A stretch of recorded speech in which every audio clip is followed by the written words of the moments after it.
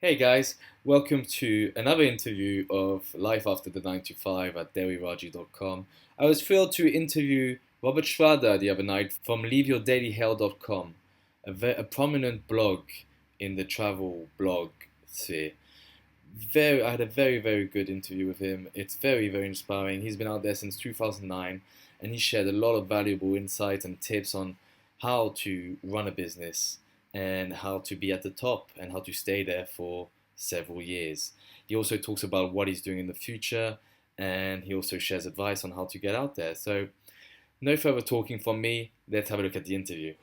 I actually love your blog. It was one of the first ones that I actually noticed. The title "Leave Your Daily Hell" was straight away very appealing for me, and I immediately wondered how I didn't come up with that great name. But anyway, it was taken by the time I started my blog. So Mhm. um, before we start talking about the blog, I wonder if you could share a few thoughts about how you got started and what life was like for you before you started your Oh blog. God. Yeah. So, the reason that name was taken is because I actually registered my domain name way back in 2009. So, back in 2009, my life was very different from how it is now. I had been unemployed for that entire year, although not by my own choice. My job before had actually been waiting tables. I worked as a waiter at a restaurant in America called the Cheesecake Factory. And I had lost my job after the recession. I mouthed off at the wrong person and I got fired. And I spent about 9 months unemployed. And the toll that that took on my confidence and on my hope for the future was very dramatic. And yet, in the back of my head, I had this idea that one thing that I hadn't done that I could maybe try was moving to Asia to teach English. Having studied creative writing in college and been told by a lot of people that that was a worthless major, one kind of beacon of hope that had emerged among people who had done that was being able to go over to Asia and teach English. Because you would make more money over there than you would in the States, and your cost of living would be lower. So in November of 2009, I moved to Shanghai. And of course, that was really only the first step in getting to my blog, right? Because when I was over there, before I could start traveling the world and really have a travel blog, I needed to financially recover from being unemployed. I needed to get my confidence back, and I needed to get some work experience writing. So I started moonlighting with blogs and journalism outlets over there. And at the same time, I started Leave Your Daily Hell, but it wasn't originally a travel blog. It was mainly to get around China's Great Firewall. I don't know if you've heard of that, but basically, it's the name that people give to their internet system that blocks a lot of Western sites, such as Facebook and Twitter. Right. And so, starting the blog was really my way of staying in touch with my friends and family. But anyway, so I was kind of doing my blog as this personal project, but I was sort of establishing myself as an online journalist by freelancing for English language blogs in China, and then later actually the CNN outlet over there. And that took me to about the middle of 2010, which is when I really jumped off the deep end, as it were. Okay. So were you working when you were in Shanghai? You were working as an English Yeah, I teacher? taught English. Yeah, I taught English, but I was doing a lot of other stuff on the side. Like I said, I was blogging for English language blogs in China. I eventually had a gig with CNN. I was taking students on the side to make extra money, So teaching them. That sounded bad. so when you said that mid 2010 you started going full on the blog experience, did you still have that job on the side? No. So basically, here's what happened: is that I had quit my job in June of 2010 because, frankly, it was terrible.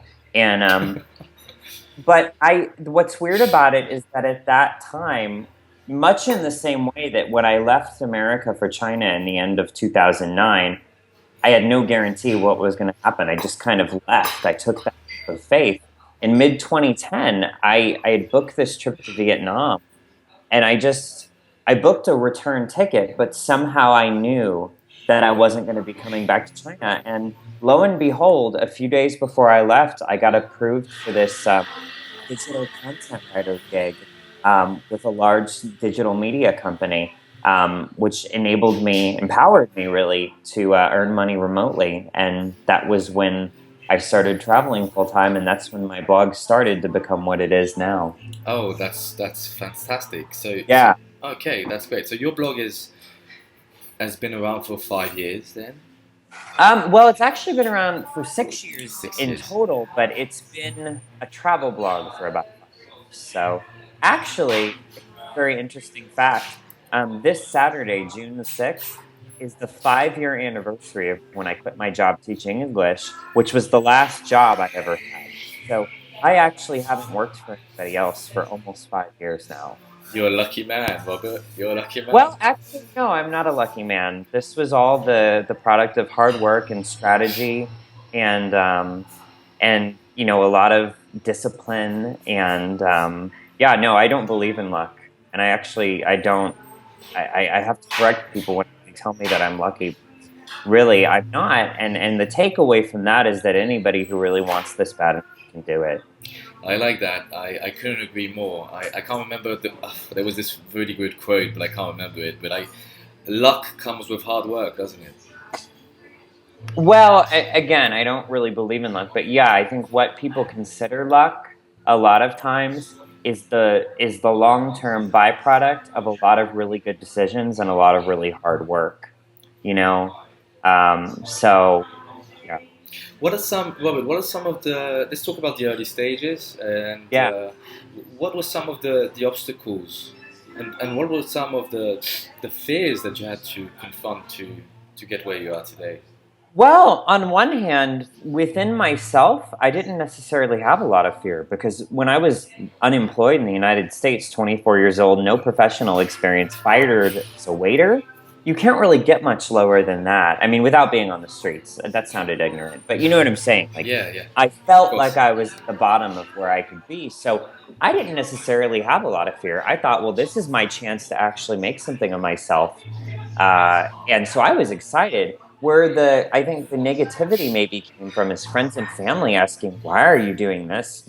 How could you possibly think that this would lead to anything positive? And then again, when I was getting ready to leave Shanghai, which was kind of the second part of the transformation, people saying, I can't believe you're quitting your job. I can't believe you're just flying to You're doing Vietnam. it again.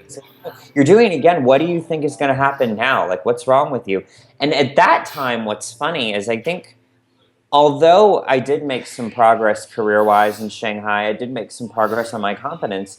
On the other hand, living, as I'm sure you've experienced, living in a foreign country for a few months, particularly in China where there isn't a lot of English spoken, there aren't a lot of foreigners, it can break you down. So I think that second time, I had a lot of doubt, and I was physically broken down. I was emotionally broken down. And so it's funny because when I got on that plane to Vietnam that day in July of 2010, I really didn't know what was going to be waiting for me on the other end. So, And did you enjoy Vietnam? I had a great experience there. I mean, I did. It's weird though, because, like I said, it was the first place that I traveled to after I kind of escaped. And it was, I was learning there. I was learning how to be a blogger. I was learning the discipline of having to write every day and having to work every day, but on my own. I mean, really, that first day I landed in Saigon was the first day I was ever my own boss. And so it wasn't just a travel experience for me. It was really my first day living a very new life. So Okay, excellent. Let's talk about Leave Your Daily Hell, the blog that yeah. it is. Um, how successful is it? I mean, I've seen some very good rankings, but I just want to hear from you how successful it is and how long has it been successful for? Well, I mean, it's difficult to say because the thing about a blog being successful is that many blogs don't actually make money. Mine does make money. It's not the only way I make money. But it's difficult to measure the success of a blog in one way because it can be an income engine, which it is partially for me, but it's also a matter of influence and name recognition. And I guess what I would say is it is very successful. I get about 150,000 unique visitors per month, which probably won't mean anything to anybody who's not a blogger. But I guess the other way that I could say that is that when I first started doing this blog, it took me almost 3 years before I made my first dollar from the blog. And even when I started making money from the blog, I would have to be the one pitching people. I would have to email advertisers and see if they wanted to advertise on my blog. I would have to email other publishers to see if I could write content for them. I would be the one having to ask. And I'm going to tell you, Dewey, I haven't emailed anybody in probably a year and a half. Every bit of correspondence, be it someone requesting an interview, be it someone wanting to pay me to advertise on my site, be it somebody wanting to invite me on a trip, comes to me. I don't have to ask for any of it. I don't have to look for any of it anymore. So I guess what I would say is that I would almost use that as a more accurate measure of success. And I would say that in as much as that, it's very successful. And in terms of when it became successful, though, as I said, I mean, I started the blog in late 2009. It became a travel blog in mid-2010. I didn't make my first dollar from it until March of 2012. I had money from other things that I was doing online, but not from my blog itself. And in terms of the visitor count, it's kind of just steadily increased over time. So it's kind of difficult to say, but I haven't worked for anyone else for 5 years, so I'm doing something right. and yeah, you definitely are. So let's come back to so how many different streams of income do you have thanks to the blog? And also, how do you think the blog actually helped you make money on the side? You've talked about that. I think, well, let me answer your first question first. I have basically 3 streams of income. My first stream of income is advertising on the blog itself. Now, you'll notice on my blog, I don't have display ads. And to be perfectly honest, most sites don't have display ads because those don't make any money for publishers. They make money for companies who are advertising their products, but they don't make money for publishers. My ads are in the form of what are called advertorials. For example, a company, let's just say a company is a hotel booking site and they want to advertise themselves. So I'll write an article about hotels in Rio de Janeiro and put a link to their site somewhere in there discreetly. Now, I don't necessarily advertise that this is the way I make money because it's a very gray area of people's policies, and yet every blogger on the internet makes money this way. And I would say I probably earn about 25 to 30% of my income that way. Another third of my income comes from a service that I offer called travel coaching, whereby I plan custom itineraries for people.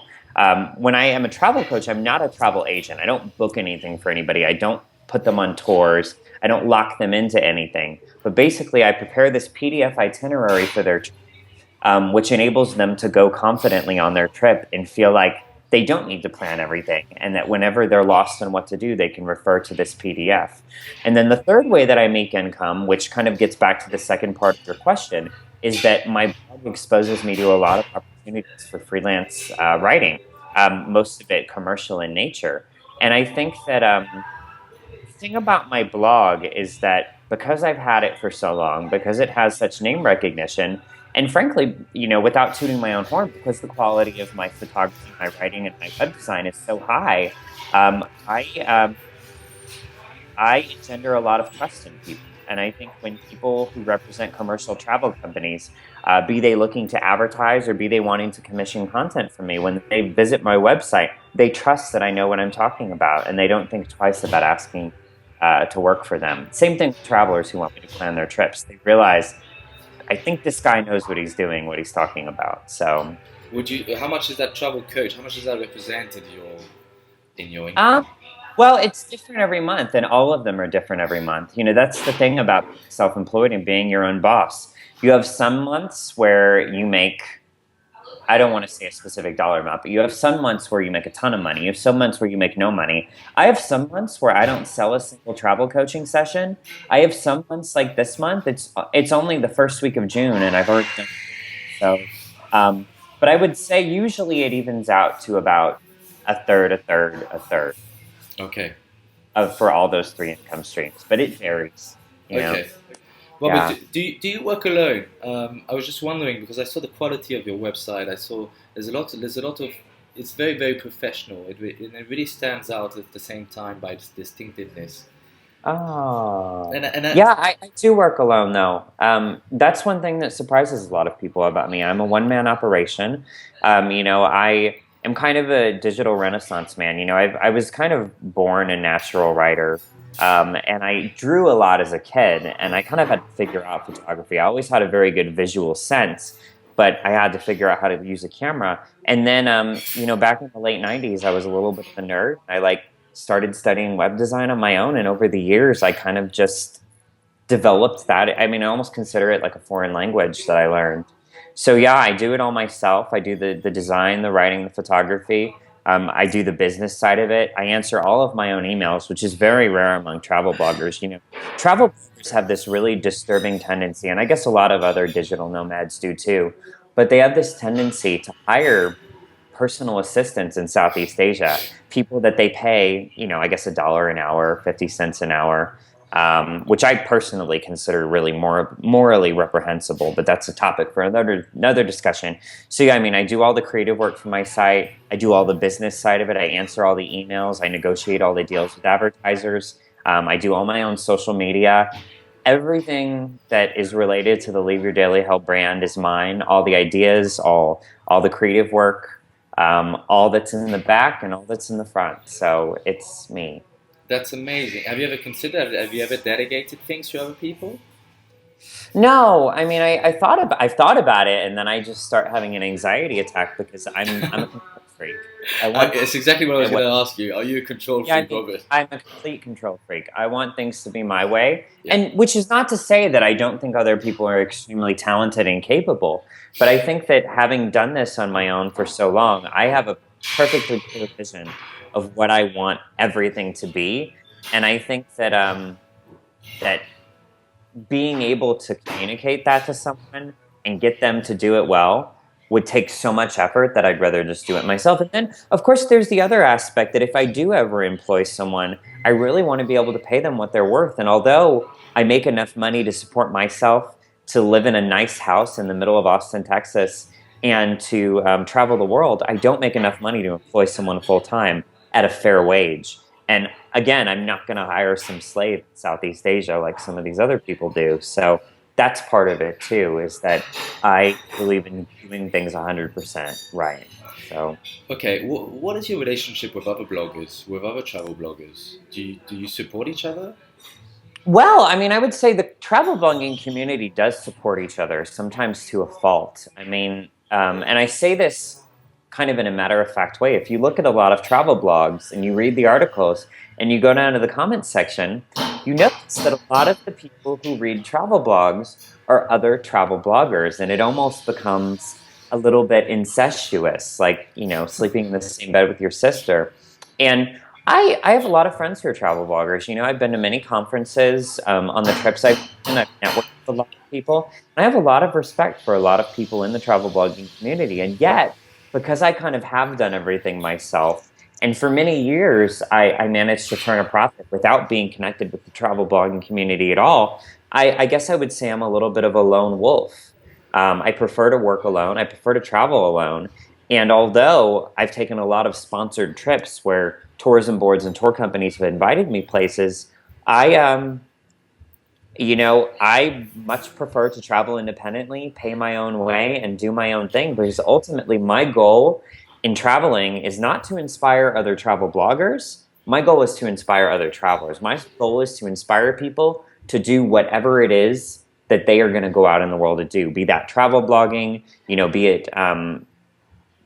it teaching English, be it, I have a reader who she travels around the world and she dances and she's making a TV show about dancing around the world. And so my big thing is I don't want to necessarily just be a travel blogger. I kind of want to be a larger inspirational force in the world. I just happen to do so by traveling around the world and posting amazing selfies of myself. So Oh, that's great. yeah. That's great, Robert. But the next question that I had was, what is your routine like? Um, what is your routine Oh like? wow. Do you Yeah, travel oh, all the it's time? Do you? no. So I used to. I used to travel. I'd say probably 10 to 15 trips a year. I never really did the long-term nomad thing. I mean, after I finished teaching English, I traveled for 3.5 months, and then I came back to Texas. I've taken many trips. They're 1 to 2 months in length, but I really prefer taking a trip between 1 and 3 weeks, and then coming home for 3 to 6 weeks. Home being Austin, Texas. So that's my travel routine: is kind of go out in the world and work, traveling, and being at home for me is almost more of a vacation. Now, when I'm here at home, my daily routine, I have another daily routine. So I obviously maintain my blog every day, even when I'm not traveling. I maintain my social media. I negotiate business deals for future trips, so on and so forth. And one thing that surprises a lot of people about me is that I'm very strict in terms of my routine. I'm very disciplined. I wake up every single morning at 6 a.m., even on the weekends. I see a personal trainer 3 times a week. I don't have a car here in Austin. I bike everywhere, so I can remain very fit and energetic. I go to yoga 3 times a week. I eat a very clean, simple diet. And I do most of that stuff when I'm traveling as well. Obviously, there are times that I have a 6 a.m. flight and I have to wake up at 4 a.m. instead. And I have to wake up at 3 a.m. so I can go to the gym for an hour. But for me, although maybe on the outside I live a very free and hippie-like life, actually, in order to maintain that freedom, I have to discipline myself very strictly. The saying, be your own boss, is not a joke. You really have to lay down the law. And I do. Okay, so would you say that you just constantly repeat, and that's what makes you excellent? I mean, I would say I don't repeat in the sense that I'm always trying to improve. I'm repeating processes, and I'm repeating, I guess the thing that's repetitive is my commitment. I wake up every morning with more or less the same commitment, with the same timetable, and with the same kind of basic set of goals in mind, which is to stay physically fit, to stay mentally fit, and to stay emotionally balanced. But I would say what makes me successful is that I'm constantly striving for more. Like, I'm going to be honest with you. I have enough traffic from the content that's already on my site, and it keeps growing. I don't ever have to take another trip again, and my blog could probably keep going for 5 to 7 years. I choose to keep going on more trips, to keep going to different destinations, to keep upgrading my camera equipment, to keep stretching myself in terms of the photos I take, to keep writing different types of articles, working with different types of clients, going harder at personal training. Everything in my life, it's this Japanese ideal of continuous improvement. And that really, I would say, is what keeps me successful. But having a routine, which is kind of my normality, allows me to measure and implement that continuous improvement, if that makes any sense. It makes a lot of sense. Do you have some kind of coach that helps you for... I don't have a coach, but what I will say is that I have an incredible group of friends and family, and a lot of people in my life who aren't necessarily travelers or, frankly, particularly successful by traditional ways, but I have a lot of people around me that inspire me and, just make me who I am. And I would say that my life is my coach. People ask, do you have a life coach? I feel like life is my coach. You're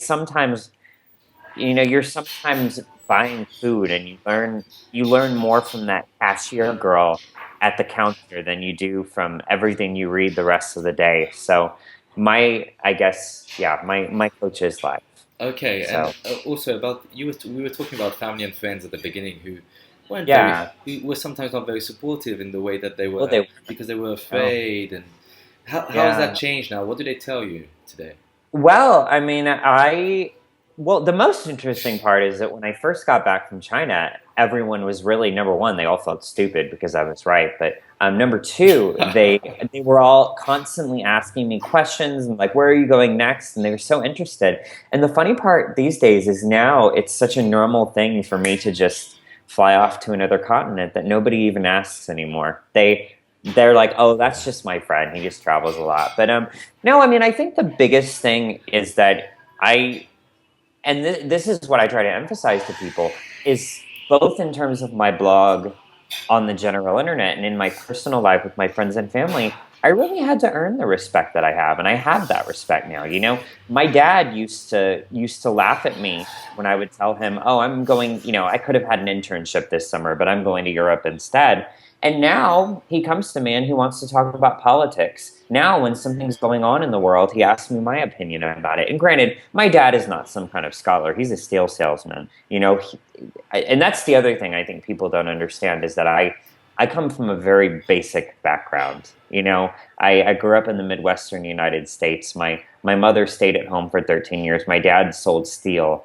So I'm the only person in my family who's ever left North America. So, but anyway, that's kind of getting a side tangent. But the whole point is that I feel like people never respected my beliefs about my own life. And I feel like now they do. And I feel like the other part that I notice in a lot of my friends, and more than that, in random readers who contact me, is that I've inspired people to actually go out and change their own lives, which is the most kind of fulfilling thing. Because ultimately, of course, it's fun to travel around the world and be like, look at me and, Robert's fabulous adventures in the world. But ultimately, if I can do one thing, it's to show other people that if I can do this, anybody can do this. So... Okay, great, Robert. What's next for you over the next month and over the next years? What's next? Well, that's two very different questions. Over the next month, it's very simple. I'm flying to Seoul, South Korea on Saturday. I'll be in South Korea for 4 days, and then I'm flying to Taipei, Taiwan. I will be in Taiwan for 6 days, and then I'm going to come back and have about 6 weeks here in Austin, getting my ass kicked by my personal trainer. And then after that, I'll go on my next trip, which is to Cuba. But in the longer term, it's hard to say because I think I've spent so many years of my life, and especially as a blogger, constantly like planning out my next move and having all this strategy and kind of really trying to get up.